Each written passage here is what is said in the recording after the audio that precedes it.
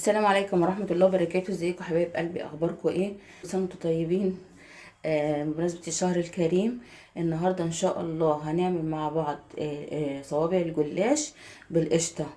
وهنحشي برضو منها شوية بالمكسرات. دي معايا لفة جلاش، دي نص كيلو، الموجودة في الاسواق، بتلاقوها كلها في الاسواق. دي احلى يعني حاجة ممكن تجيبيها، بتبقى طازة. بس انا هي بقالها عندي يومين، فانا قلت اعمل فيها صوابع الجلاش نعملها مع بعضينا. تعالوا بقى نشوف، نسمي بسم الله الرحمن الرحيم ونشوف هنعمل ايه مع بعض. نفتح اهو، بصوا. تعالوا بقى نحطه كده، نبتدي ناخد اول ورقة نشتغل فيها. بسم الله الرحمن الرحيم. هناخد كده نبل الورقة بتاعتنا بالسمنة. اول ورقة فردناها اهو، هناخد السمنة كده ونبتدي ندهن الورقة بتاعتنا على خفيف خالص كده. نبتدي بقى هنا كده الحرف ده، انا هبتدي اتنيه تانية بسيطة كده. هي طبعا عشان بايتة عندي فاكيد هتتكسر مني، فانا مش هرميها اهو. شايفين؟ هنجيب القشطة بقى كده بطول الورقة. لازم القشطة بتاعتنا تبقى تخينة يا جماعة اهو. نحط كده القشطة،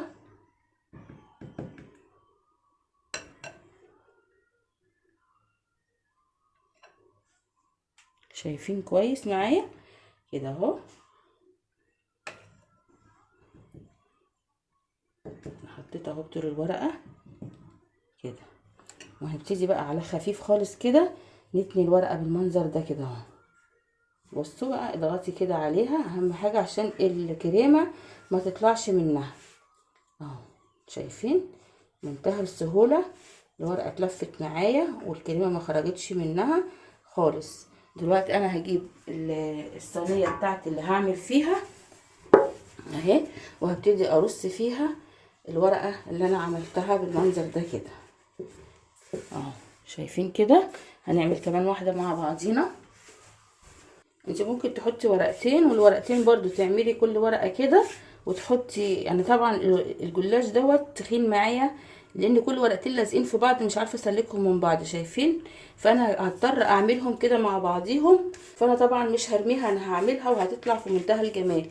دول كده ورقتين مع بعض هما لازقين في بعض، انا مش عارفه اسلكهم، لو سلكتهم هيتقطعوا مني. فانا هبل برضو بالسمنه كده الورقه، وهاتني برضو الحرف ده. اهم حاجة تتني حرف كده عشان ايه؟ تعملي قاعدة للحشوة اللي احنا هنحشي بيها الجلاش اه. بيطلع طعمه جميل جدا وخطير. والشربات بتاعه يا جماعة بيبقى تقيل طبعا. الشربات بتاعه كوباية ونص سكر على كوباية ونص مية، او كوبايتين سكر على كوبايه ونص ميه، زي ما انت بتحبي. يعني لو انت عايزاه مسكر حطي كوبايتين سكر على كوبايه ونص ميه، هيطلع معاكي حلو جدا برضو اهو. بصوا هنلف برضو كده اهو. شايفين؟ منتهى البساطه، هتطلع معاكي جميله جدا. بس ما تقرطيش على الورقه عشان ما تتقطعش منك، يعني هخلي ايديكي خفيفه عليها. بنفس برضو الطريقه هنحط كده. هنعمل كده. ودي بقى الحشوه بتاعت المكسرات اللي هي سوداني مجروش، على حبه جوز الهند، على معلقه سكر. نحط معلقه السكر كده او معلقتين سكر عشان يتكرمل وهو في الفرن، بيدي طعم جميل قوي. وهنحط دلوقتي معايا هنا معلقتين من الشربات اللي احنا عاملينه عشان الخلطة تتماسك مع بعضيها، وانا بحطها في الجلاش ما تفكش مني او ما تجريش مني وانا بحشي الجلاش. ابتدي بقى اقلبهم كده مع بعض بالمنظر ده. بصوا بدأت تتماسك مع بعضيها ازاي، هو ده اللي انا عايزاه. خلي الخلطة بتاعتك تتماسك مع بعضيها كده عشان واحنا بنحطها في الجلاش اعرف اتحكم فيها.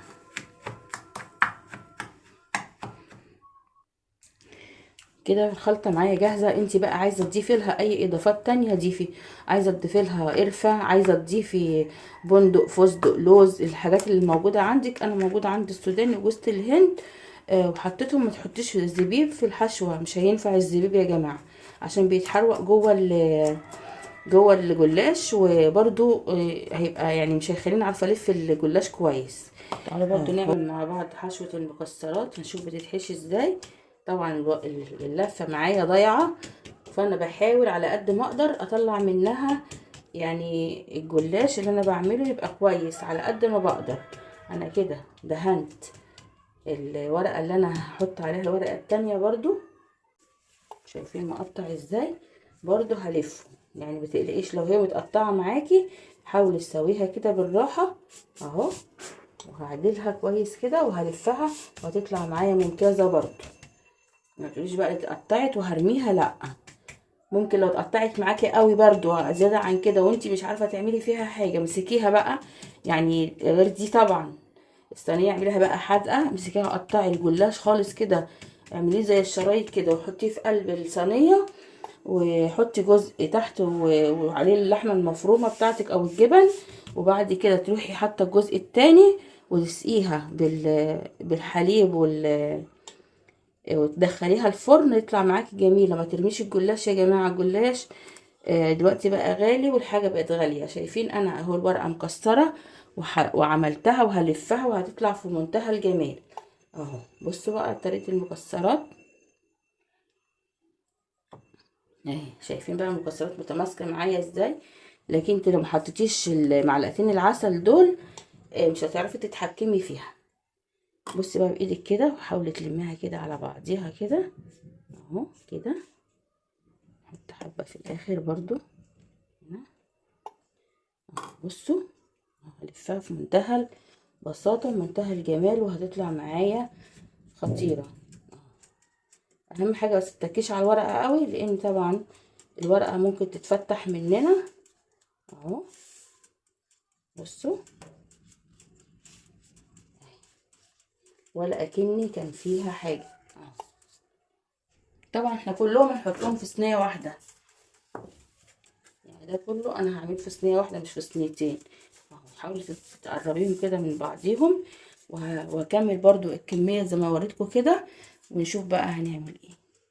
كده يا ست الكل احنا كده خلصنا الجلاش بتاعنا. هبتدي بقى اجيب السكينه بتاعتي وبتبتدي تقطعيه على قد الصوابع اللي انت عايزاها. لو عايزه الصوابع كبيره خليها كبيره، عايزاها صغيره يعني انا هقطع كده. شايفين انا هحدد كده وهقطع ايه الخرطه او الصابع متوسط، لا كبير ولا صغير.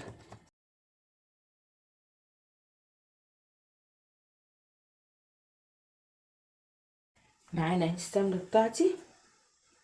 نبتدي بقى ايه، اخد كده غرقي بقى الجلاش بتاعك بالسمنه عشان يطلع مورق من جوه، ما يطلعش ناشف ولا معضم معاكي. اهم حاجه السمنه نسقيه كويس، لان احنا لو ما اديناهوش حقه في السمنه هيطلع ناشف ومعضم كده. لو قعد عندك تاني يوم ولا قعد عندك شويه هتلاقيه عضم وجلد كده، مش هيبقى حلو. اهم حاجه ندهن السمنه عليه كويس. انا حاطه هنا سمنه بلدي على سمنه نباتي. عايزه بقى تعمليه بالسمنه البلدي كله براحتك، عايزه تعمليه بسمنه نباتي بس برضو براحتك. انا بس بديتك الفكره بتاعت صابع الجلاش. في ناس بيقول احنا بنعرفش نلفه، الفكره بتاعته سهله جدا. في ناس بتقطعه ورقه ورقه كده وتقعد تلفه زي المحشي، فمش هينفع طبعا. احنا كده عملناه في منتهى البساطه ومنتهى السهوله، وما خدش مني 10 دقايق كده. هدخلها بقى الفرن ونرجع نشوفها مع بعض طالعه عامله ازاي. الصينيه يا حبايبي بعد ما طلعت من الفرن، تعالوا بقى نسقيها بالشربات. شايفين الشربات بتاعها مش خفيف ازاي؟ الشربات تقيل، يعني مش تقيل قوي زي شربات الكنافه كده وشربات القطايف. نسقيها بقى عشان الجلاش لو انت سقيتيه بشربات خفيف هيطرى منك.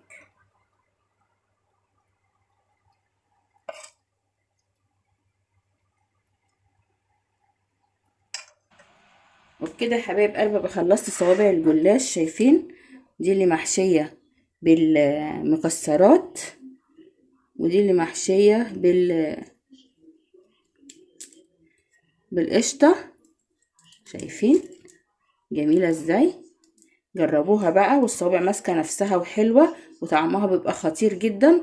جربوا صوابع الجلاش بالطريقه دي طريقة جميلة جدا وممتازة، هتعجبكم قوي قوي قوي وسريعة، وفي نفس الوقت طعمها خطير. يلا بقى انا هستناكم تخشوا تعملوا لي تعليق وتعملوا لي لايك حلو كده زيكم بايديكم الجميلة دي. وما تنسونيش بقى في الاشتراك في القناة وتفعيل زر الجرس، واتمنى ليكم فطارا شهيا وصوما مقبولا ان شاء الله. السلام عليكم ورحمة الله وبركاته.